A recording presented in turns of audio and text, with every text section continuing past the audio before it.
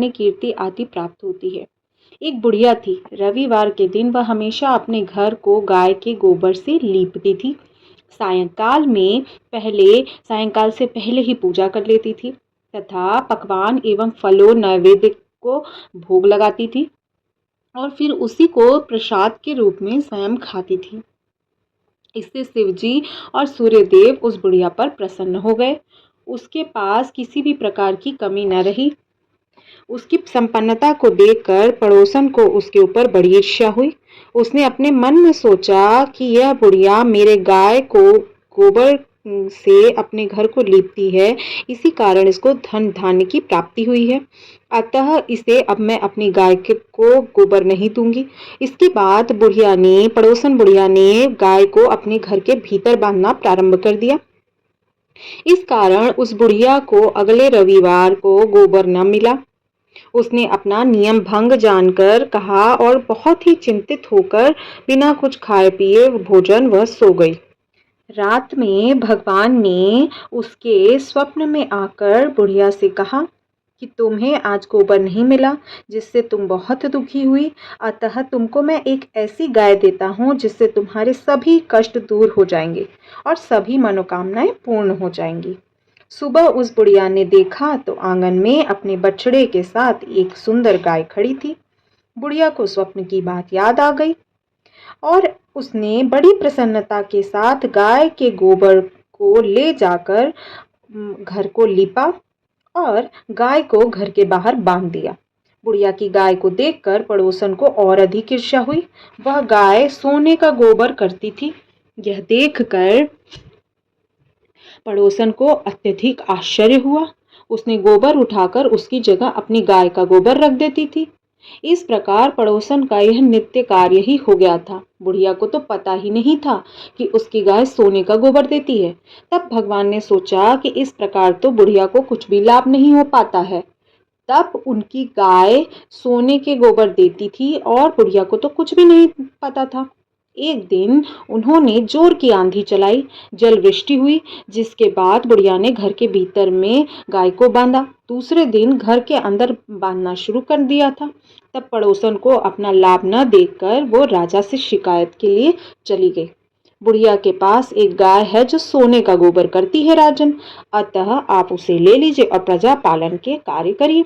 राजा को यह बात जच गई और उसने बुढ़िया को अपने राजमहल बुलवाया और बुढ़िया से गाय भी मंगवा ली। किंतु भगवान की कृपा से उस दिन गाय ने सोने का गोबर न करके साधारण गोबर किया।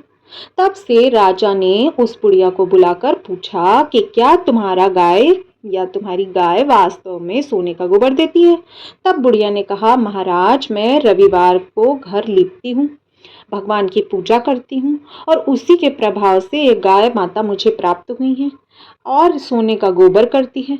पड़ोसन के कहने से आपने मेरी गाय छीन ली है। यदि आपके यहाँ सोने का गोबर नहीं करती तो उसमें मेरा क्या दोष है? बुढ़िया की बात सुनकर राजा ने गाय वापस कर दी और क्षमा याचना की। उनकी क्षमा याचना करने के बाद राजा ने पड़ोसिन को अत्यंत दंड दिया और संपूर्ण राज्य में घोषणा करा दी कि किसी भी तरह से अगर उस बुढ़िया को परेशान करेंगे या कोई दुख देंगे तो उसको राजदंड मिलेगा। साथ ही यह भी घोषणा करवाई कि सभी लोग रविवार का व्रत करेंगे। राजा ने स्वयं इस व्रत को करना आरंभ कर दिया, जिससे राजा व प्रजा अत्यधिक प्रसन्न हुए और राज्य की निरंतर प्रगति होने लगी तथा धन्य धान्य आदि किसी भी प्रकार की कमी नहीं रही। ये थी रवि प्रदोष व्रत की कथा। अब आइए सुनते हैं पक्ष प्रदोष व्रत की कथा। सूत जी के मुख से इतनी कथा का श्रवण कर ऋषियों ने मध्य में बैठे महर्षि गार्गचार्य बोले, हे महामुनि, आप हमारे ऊपर परम कृपा करके प्रदोष व्रत का विधान बताइए। अब आप विशेष कृपा करके हम लोगों को पक्ष प्रदोष व्रत के विधान बताने की कृपा कीजिए। तब सूत जी बोलते हैं, ऋषियों, अब मैं आपके इच्छा अनुसार पक्ष प्रदोष व्रत के विधान का वर्णन करता हूँ। आप लोगों को ध्यान पूर्वक से यह व्रत के नियम को सुनना चाहिए। तो पक्ष प्रतोष कथा इस प्रकार है। एक ग्राम में एक अत्यंत निर्धनी ब्राह्मणी रहती थी, जो नित्य प्रति पेट भर के भोजन भी नहीं कर पाती थी। उसको बहुत गरीब थी। इससे दुखी होकर वह वन में चली गई। चलते चलते वहां उसे शांडिल्य मुनि मिले।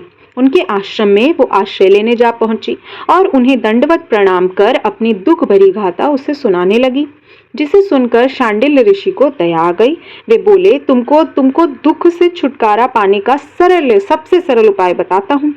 तब विधि पूर्वक प्रत्येक मास की प्रदोष या त्रयोदशी तिथि का व्रत करा करो। इससे भगवान शंकर तुम पर प्रसन्न होंगे और सारे दुख दरिद्र को दूर करेंगे, उन्हें सुखी बनाएंगे। यह सुनकर ब्राह्मणी बोली, हे महामुने, आप दया करके मुझे प्रदोष व्रत का विधान बताने की कृपा करें। मैं इस व्रत को अवश्य करूंगी। शांडिल्य मुनि इतना ही सुनते ही बोलते हैं कि जब जिस दिन त्रयोदशी तिथि हो उस दिन प्राभात वेला में शय्या, शौच त्याग कर इत्यादि क्रियाओं से निवृत्त होकर स्नान करके एक लोटे में गंगा जल भर कर पद्मासन पर बैठना चाहिए और बोलना चाहिए, ओम गंगा विष्टाय नमः, ओम भगवते वासुदेवाय नमः, ओम गोविंदाय नमः। इन तीनों से आचमन करना चाहिए और हाथ को स्वच्छ कर लेना चाहिए। ओम अपवित्रो पवित्रो वा सर्वास्था गतो पिवा यस्तरेतु पुंडरीकाक्ष स वाह्याभ्यंतरः शुचि। इस प्रकार के मंत्र से अपने देह पर जो लोटे का जल होता है उससे छींटा देना चाहिए। पुनः हाथ में जल भरकर संकल्प करना चाहिए कि हे महादेव, मैं आपकी शरणागत हूँ। हे गौरीपते, मेरे सकल दरिद्र दुख का नाश कीजिए। हे आशुतोष, मुझे अभय दान प्रदान कीजिए। मेरी प्रार्थना, मेरी पूजा को स्वीकार करिए। यह कहकर जल को धरती पे छोड़ देना चाहिए। तत्पश्चात शांत चित्त से भगवान भोले शंकर के पूजन को आरंभ करना चाहिए।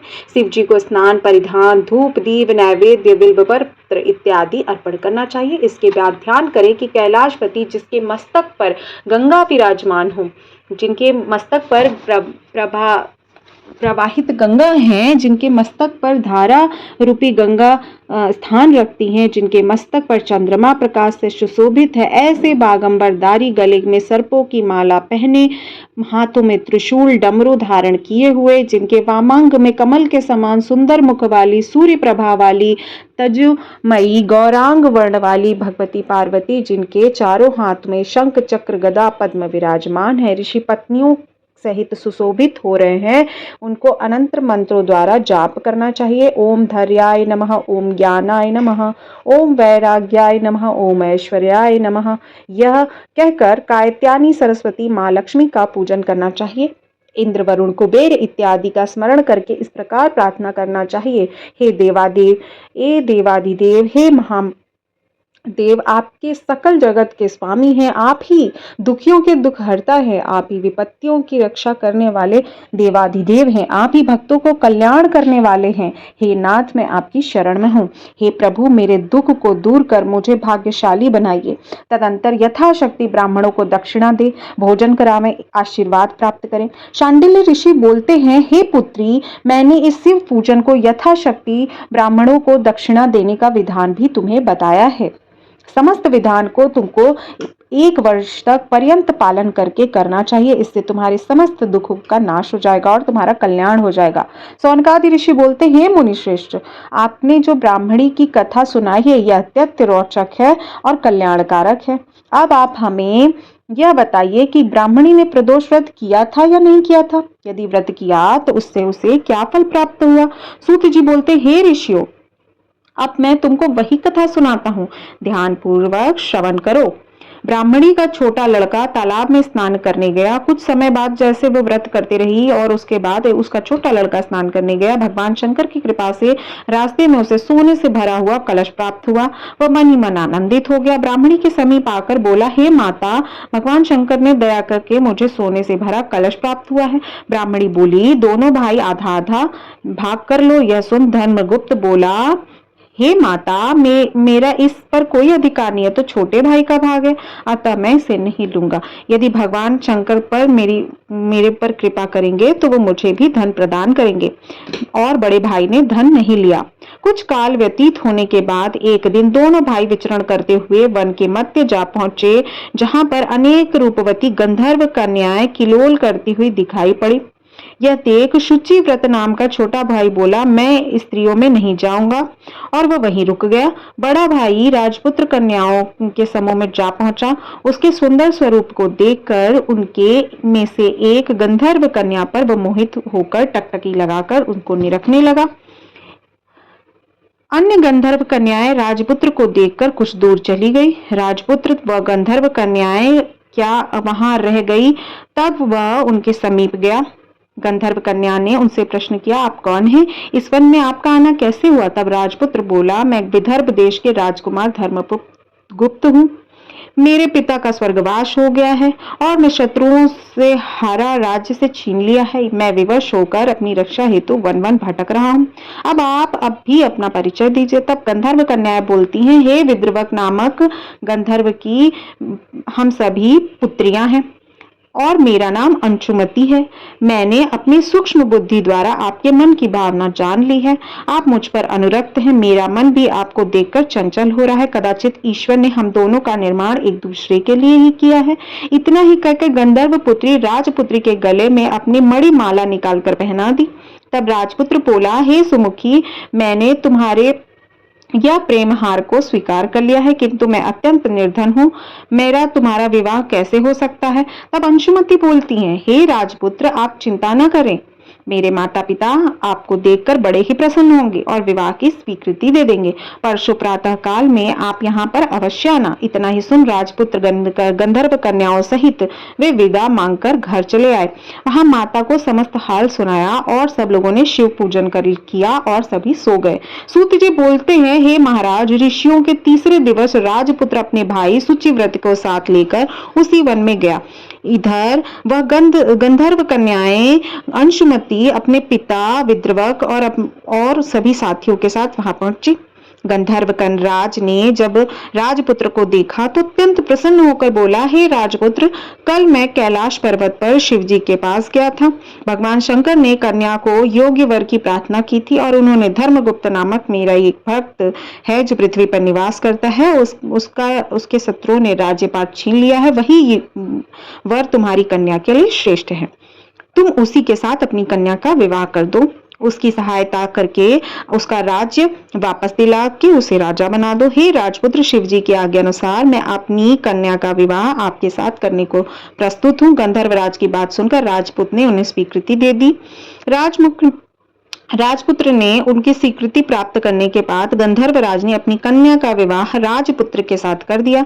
दहेज में हीरे, मोती, जवाहरात, सोना, चांदी, अनगिनत दास दासियां और शत्रु के विनाश के लिए एक विशाल चित्रांगणी सेना को प्रदान किया और सबको यथा योग्य स्वागत सत्कार सहित विदा कर दिया।